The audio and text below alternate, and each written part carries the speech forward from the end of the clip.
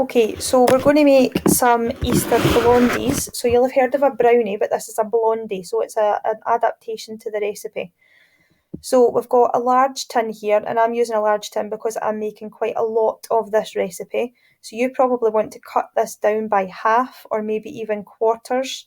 I'm making enough here for everybody in our department, so you probably don't want as much as this. So I've greased the bottom of my tin and all round about the sides of my tin so that the blondies don't stick to it. And then I've got my butter and my chocolate in my glass bowl. And it has to be a glass bowl because it's going to go over the top of a pan of water. So I've got my water boiling underneath my glass bowl. So there's no water in the bowl, it's underneath the glass bowl. And as the heat rises, it will melt the butter and the chocolate that's in the bowl. Now you can see there that I have realised that my bowl is moving about, so I'm going to need to use my oven gloves to keep a good hold of the bowl. Now this just does this in a really gentle, slow way. It melts it down nice and slowly, so you've got a lot of control over it. If you do it in a microwave, sometimes you can burn the chocolate.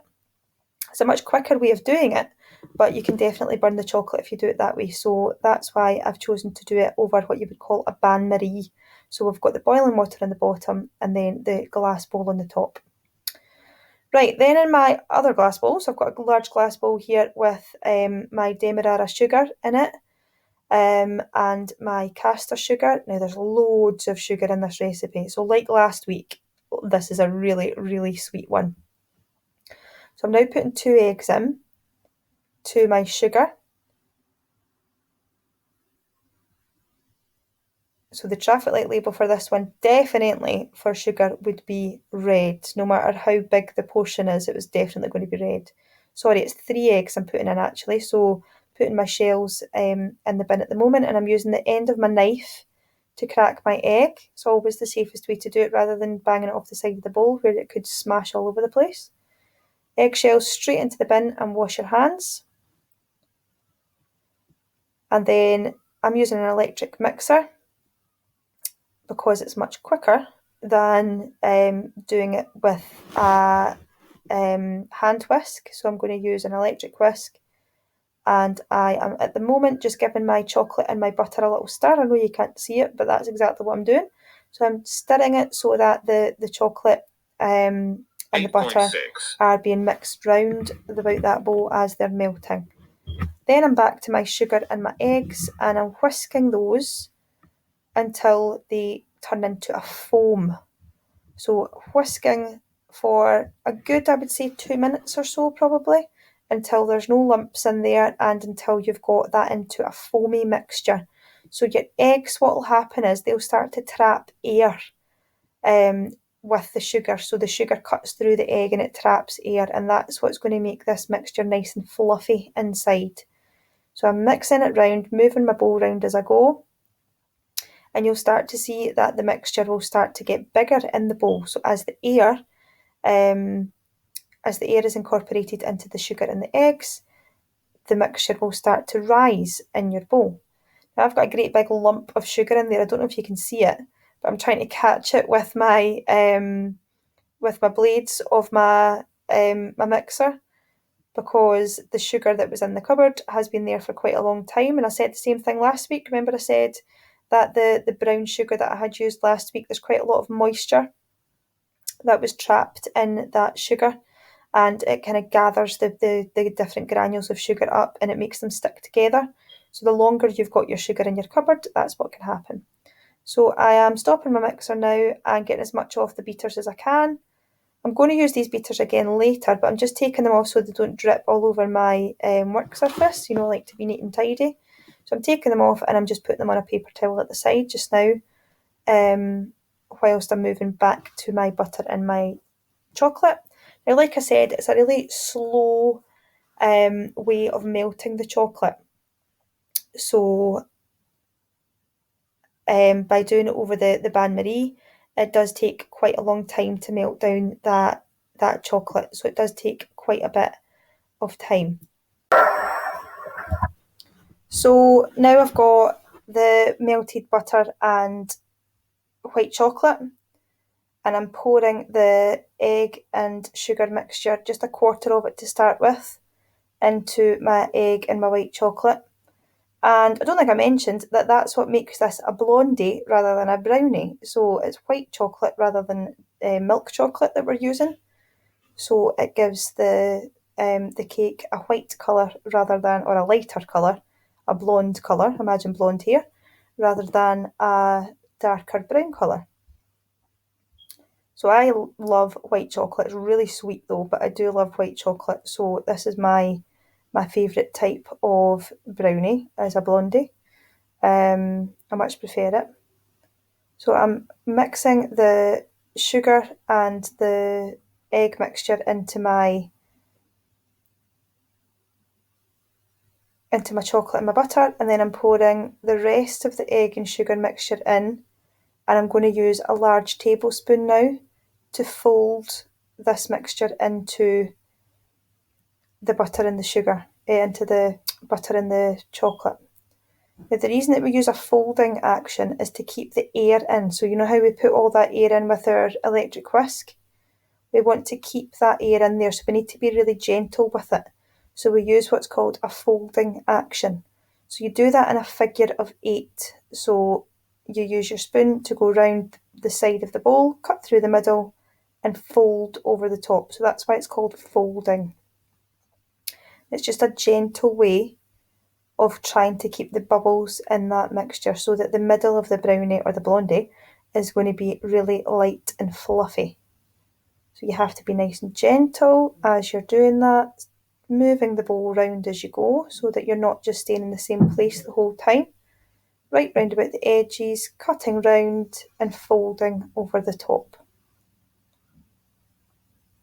And on my plate I have measured out my plain flour and baking powder, and I've sieved that onto the plate again to add air to the mixture. And I'm going to add this in half at a time, so half the flour into my bowl of mixture, and then I do that folding action again just to keep all the air in there so that we've got nice light fluffy blondies. And because I'm making such a large amount of the blondie mixture, my large bowl is kind of full to the top. Yours probably won't have as much mixture in there as mine does. And I deliberately made these in school this week rather than at home, because I know that if I make these at home then I would eat far too much of it. So I made them at school, and that means that everybody in the department is able to have some, and it won't just be me at home that's eating them, because we all saw how much sugar and butter went in there. So there's lots of fat in this mixture and lots of sugar and calories or energy in here. And both of these things can, if we've got too much of it in our diet too regularly, can result in obesity. And obesity can lead to things like heart disease and type 2 diabetes. So I definitely don't want to be eating these on a regular basis. But it is Easter, just about, so this is a nice wee Easter treat. This could be something that you could make at home for family or friends and do a doorstop delivery for them. So now my flour is folded into my egg, my sugar, my chocolate and my butter until it's nice and smooth and there's no lumps of flour in there. So every now and again you'll see like a big white bit coming up, so that's just a big air bubble of flour. So it's quite good to use a glass bowl. So what I was doing there was lifting the bowl up to see if there were any big lumps of flour at the bottom that I had to catch before I poured the mixture into the cake tin. So I'm quite happy with my mixture now. And the smaller the quantities you use for this, the easier it's going to be. So Miss Wilson is my sous chef here, she's my little helper. And once I have poured my mixture into the tin, make sure I'm scraping it all out the bowl. I don't want to waste any of it at all. Scraping every bit out. Miss Wilson's got my mini eggs there, and she's going to just pop them on the top. And what'll happen is they'll sink into the mixture. So they're quite heavy mini eggs, so they will sink into the blondie mixture.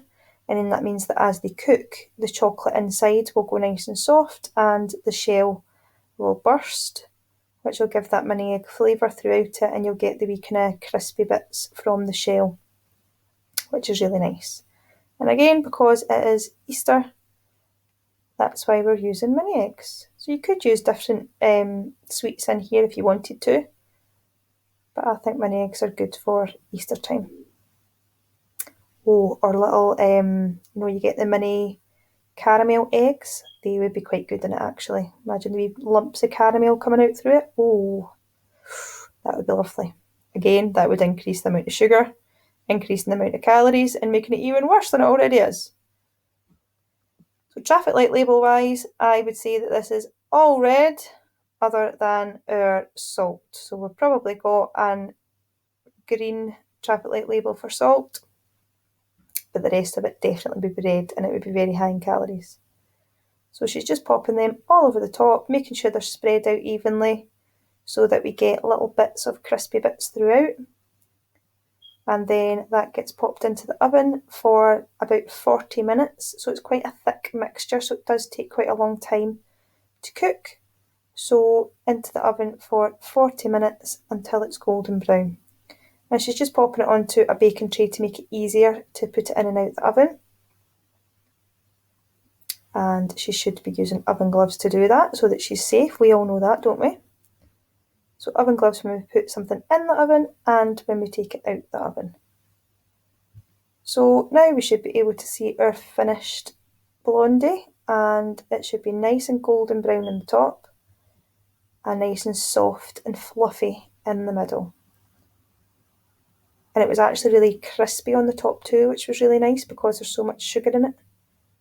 So that is our finished blondie. And it was lovely.